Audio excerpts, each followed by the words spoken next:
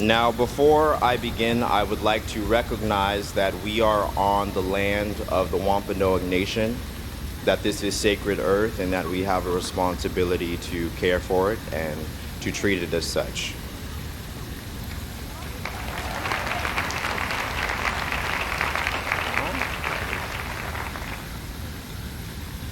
Now, much to my annoyance growing up, the phrase "back in my day" was used by my parents as often as infamous staples such as "because I told you so" and "I'll give you something to cry about." But as I stand on this stage, childish irritation is replaced by immeasurable gratitude. You see, back in my father's day, students who looked like him, like me, were pushed out of schools like this. Before my mother even turned 16, white families around this country rioted against integration. So these years at Harvard have been a vindication of their struggle and sacrifice, but I have to say this place has a peculiar way of shifting that familial perspective.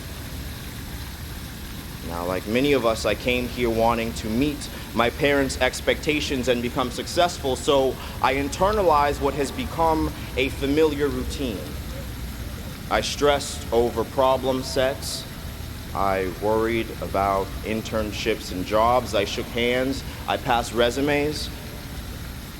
And soon, personal failures became unbearable. Soon, when I would get rejections from student organizations, I would feel worthless next to my friends. When I would get a bad grade on a test, I would worry about my future. When I would be rejected from jobs and internships, I bemoaned how unfair this world was. I forgot the lessons my parents had spent so many years trying to teach me. So when I was at my lowest and I called out to my dad for help and guidance, and he started the call off by saying, "Back in my day, I hung up."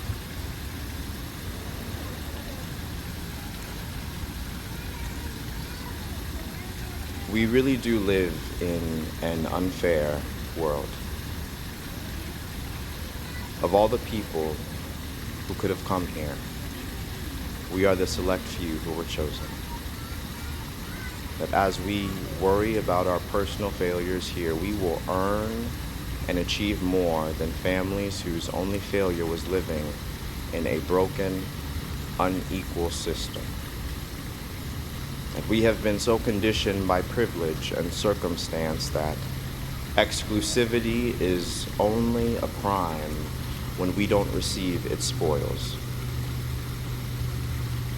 Our education here has not prepared us to understand our advantaged position in the world or the authenticity of others' pain. In economics, we learn to quantify and dehumanize suffering. We learn that poverty, inequality, unemployment are unavoidable. That so long as we reach equilibrium, people who live on pennies a day are somehow better off. In social studies and sociology, we learn to treat other suffering as an academic exercise, to ponder their pain from a distance.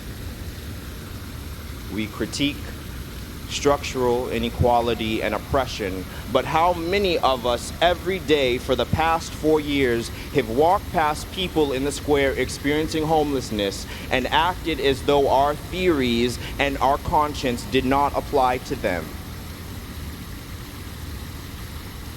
Now, I know we will be successful because we are ambitious and talented and personally driven, and we will become leaders and innovators and founders of businesses and nonprofits. But that is exactly why the change this world so desperately needs will not come from us.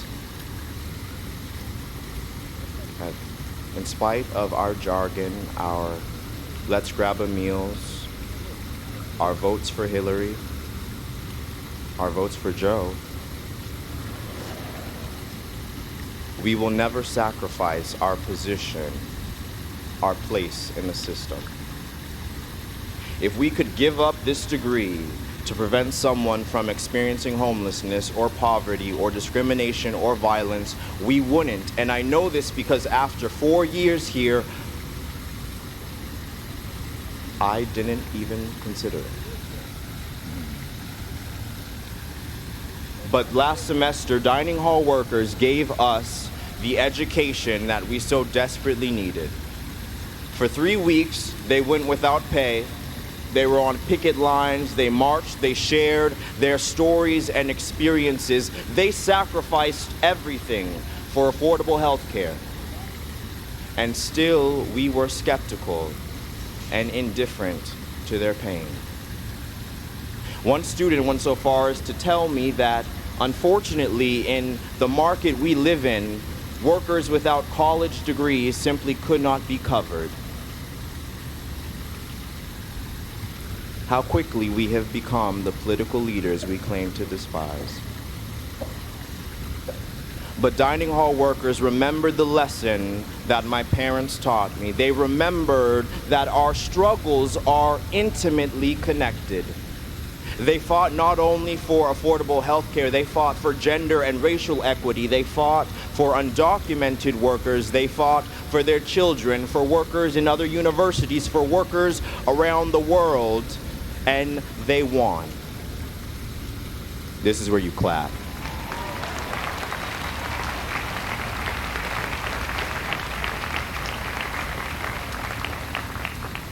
Now, as inspired as I am by that show of conviction, I recognize that as we are now, we are not yet ready to inherit this world. It's a hard thing to say, and it's a hard thing to hear.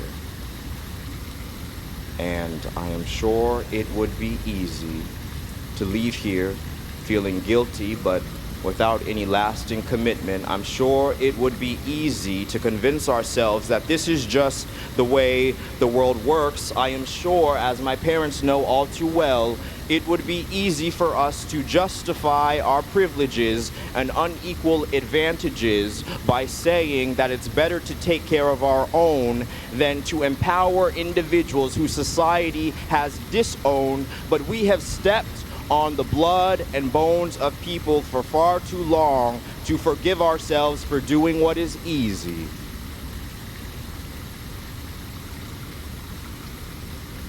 No, we need to act beyond ourselves and think about what is possible for others.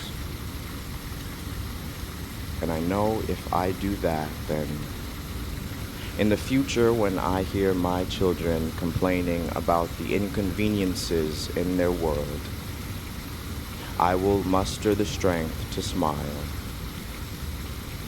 And I will know they are living in a world that is one I could only dream of. Because back in my day,